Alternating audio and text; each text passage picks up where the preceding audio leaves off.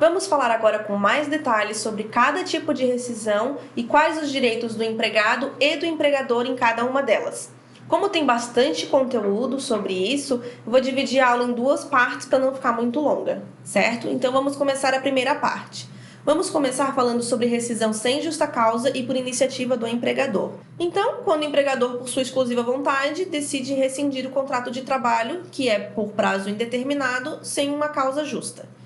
Ele deve dar um aviso prévio de pelo menos 30 dias, que pode ser trabalhado, indenizado ou misto. O misto é quando, durante o aviso prévio, tem período trabalhado e tem período indenizado.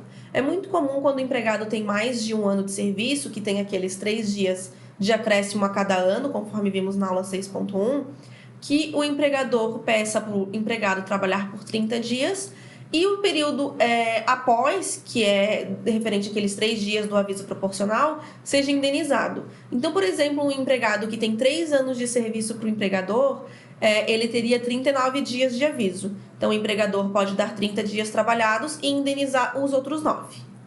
E quais são as verbas rescisórias, então, nesse tipo de desligamento?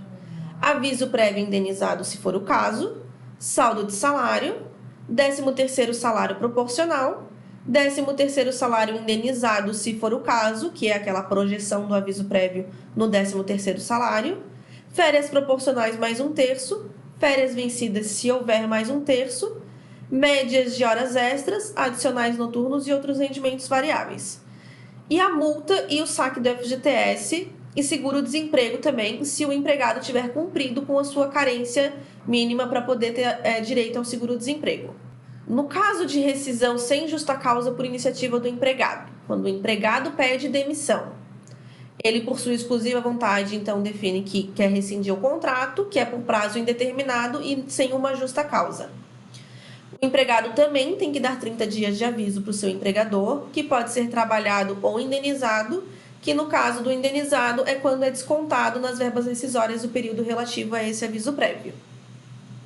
E as verbas rescisórias de direito desse tipo de rescisão são o saldo de salário, 13º salário proporcional, férias proporcionais mais 1/3, férias vencidas se houver mais 1/3 e média de horas extras adicionais e outros rendimentos variáveis.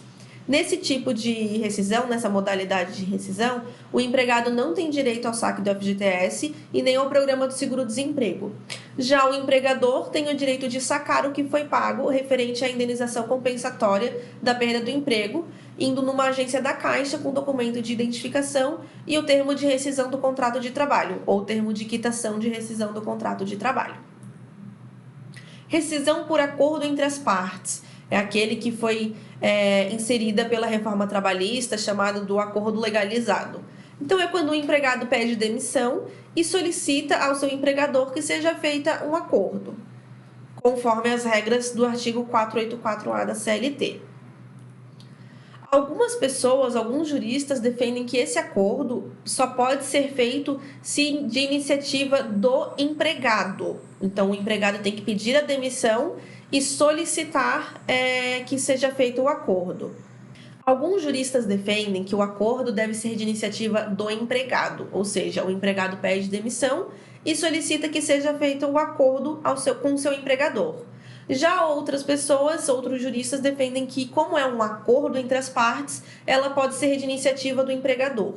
Porém, muito cuidado, porque se for de iniciativa do empregador e o empregado posteriormente não ficar satisfeito, não ficar feliz, ele pode entrar com uma ação trabalhista alegando que foi coagido a aceitar o acordo. Porque quando o empregador que não quer mais o contrato de trabalho que continue e não quer mais continuar com aquele empregado, ele deve fazer a demissão sem justa causa e assim o empregado vai ter todos os direitos, FGTS e seguro-desemprego. No caso do acordo legalizado, a gente vai ver ali para frente, o empregado não tem direito a seguro-desemprego. Então, isso pode causar um descontentamento, uma ação trabalhista e reversão dessa modalidade de rescisão.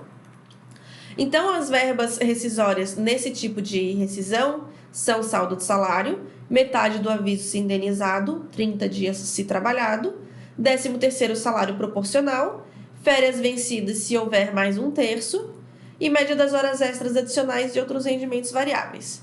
A multa do FGTS de 40% passa para 20%. Então, o empregado saca metade da multa e a outra metade o empregador pode sacar de volta, pode ter esse dinheiro de volta.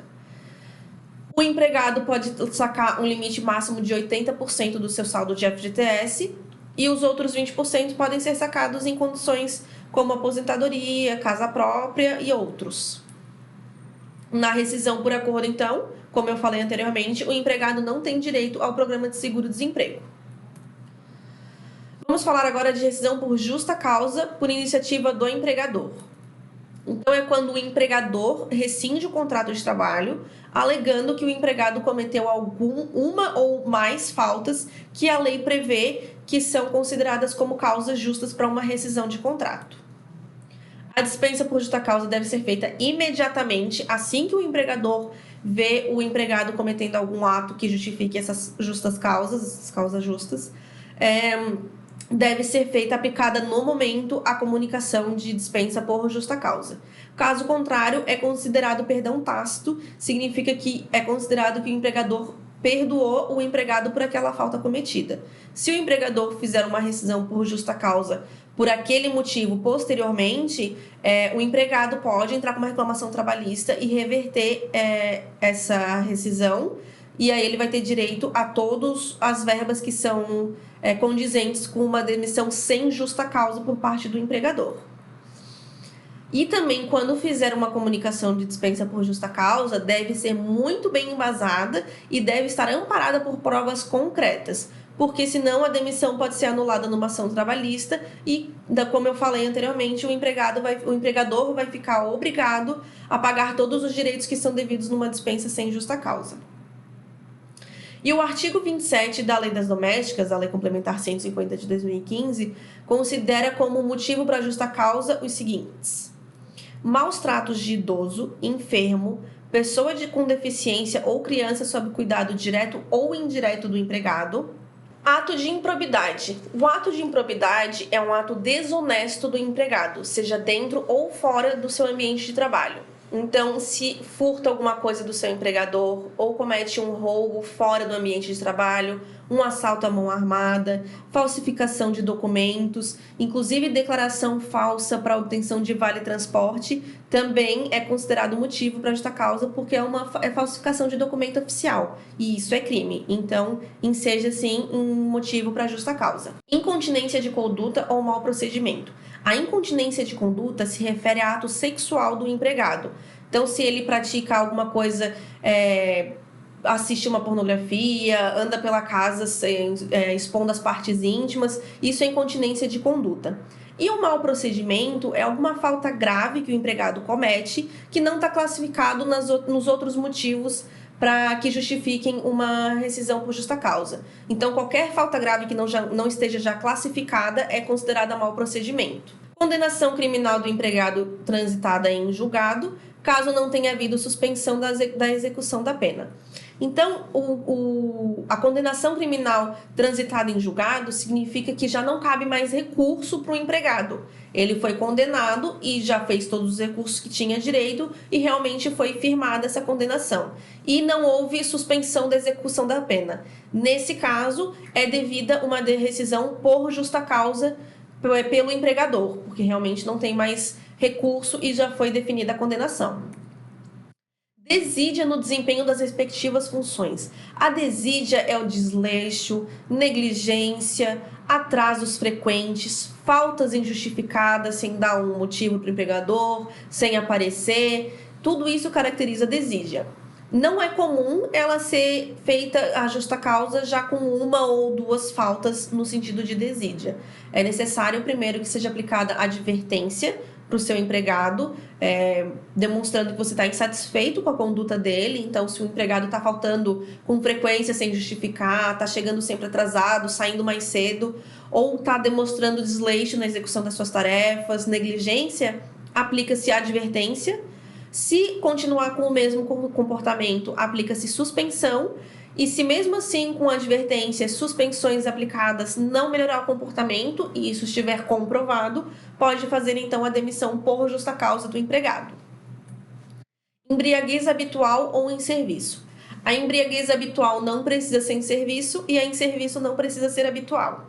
Mas esse é um motivo de justa causa que deve ter muito cuidado na hora de aplicar, porque atualmente as decisões judiciais estão sendo contrárias à justa causa no caso de embriaguez. Porque a embriaguez, o alcoolismo, é considerado doença. Então, o empregado, se ele está doente, ele não pode ser demitido. Ele deve ser encaminhado para a perícia, para o INSS, para ter um tratamento devido. Indisciplina ou insubordinação. A indisciplina é quando o empregado fere algo que está acordado entre o seu empregador e ele. Então, no caso de ser acordado que no ambiente de trabalho não pode fumar, e o empregado fumar no ambiente de trabalho é um ato de indisciplina. Um ato de insubordinação é quando o empregador dá uma ordem direta ao seu empregado e ele desobedece. Como, por exemplo, o empregador pede para sua babá dar banho no filho e a babá não obedece, não dá o banho na criança, então é considerado um ato de insubordinação.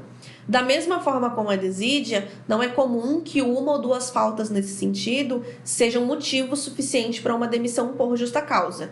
O empregador deve aplicar as penalidades de advertência e suspensão, primeiramente, para depois, se continuar com muita frequência o ato da insubordinação ou da indisciplina, fazer então a rescisão por justa causa. Abandono de emprego. A Lei Complementar de 2015, a Lei das Domésticas, deixa bem específico que o abandono de emprego ele só é caracterizado quando o empregado não aparece para trabalhar por 30 dias consecutivos ou mais. Então, se durante esse período o empregado não der sinal de vida, não aparecer mais para trabalhar, pode ser feita a demissão por justa causa. Tem que tomar muito cuidado, porque o empregador tem que demonstrar que tentou comunicação com o empregado. Então, é muito comum a gente orientar que o empregador tente, por carta pelo correio de AR, que tem um aviso de recebimento, que dessa forma ele consegue comprovar se o empregado recebeu ou não. Antigamente, tinha a orientação de fazer publicação em jornal. Hoje em dia, não é aconselhável fazer esse tipo de comunicação. Porque ela não é eficaz. A maioria das pessoas hoje em dia não lê jornal e tu não tem uma comprovação de que a pessoa realmente leu aquilo ou não. E segundo, porque possivelmente pode ensejar numa ação trabalhista por exposição por parte do empregado, pelo empregador ter colocado o nome dele ali sem prévia autorização. Então, no caso de um abandono de emprego, é necessário uma comunicação. Hoje em dia, judicialmente é considerado conversas por WhatsApp também. Então, WhatsApp, ligação, telegrama, AR, qualquer tipo de comunicação que possa ser comprovado, o empregador tem que ter essa comprovação de que tentou falar com o empregado antes de dar, então, o abandono por emprego. Ato lesivo à honra ou à boa fama, ou ofensas físicas praticadas em serviço contra qualquer pessoa, salvo em caso de legítima defesa própria ou de outrem. Então, aqui, gente, é quando a pessoa tem um ato que é lesivo, xingamentos, difamação, qualquer coisa que lesione a imagem e a conduta de uma pessoa que está ali no ambiente de serviço é considerada motivo para justa causa. E ato lesivo contra a honra ou a boa fama, ou ofensas praticadas contra o empregador doméstico ou a sua família, salvo em legítima defesa própria ou de outrem. E praticar jogos constantes de azar também é motivo para justa causa. Nesse caso, é aconselhável a mesma coisa da desídia e da indisciplina. Aplicar penalidades de advertência e suspensão antes de uma demissão por justa causa. E se o empregado não quiser assinar a dispensa por justa causa? O empregador deve ler a comunicação em voz alta, na presença de duas pessoas que irão assinar a comunicação como testemunhas de que a comunicação foi dada realmente ao empregado. E é importante saber que a assinatura do empregado na comunicação de dispensa e no termo de rescisão não caracteriza que ele assumiu ter cometido tal falta. Então, se o empregado não admite essa rescisão e não está satisfeito com a justa causa, ele pode entrar com uma reclamação trabalhista para reverter essa justa causa, mesmo que ele já tenha assinado a comunicação de dispensa e o termo de rescisão. E o empregador, de jeito nenhum, pode anotar na carteira de trabalho do empregado qualquer informação que seja desabonadora a conduta do empregado. Então, não pode anotar na carteira de trabalho que foi justa causa, muito menos o motivo que levou a essa justa causa. E não pode colocar nada que desabone a conduta do empregado. Porque se ele tiver dificuldades de conseguir emprego posteriormente, ele pode alegar que foi devido a essas anotações da carteira de trabalho, e aí o empregador vai ter que pagar danos morais e possivelmente outras indenizações ao empregado.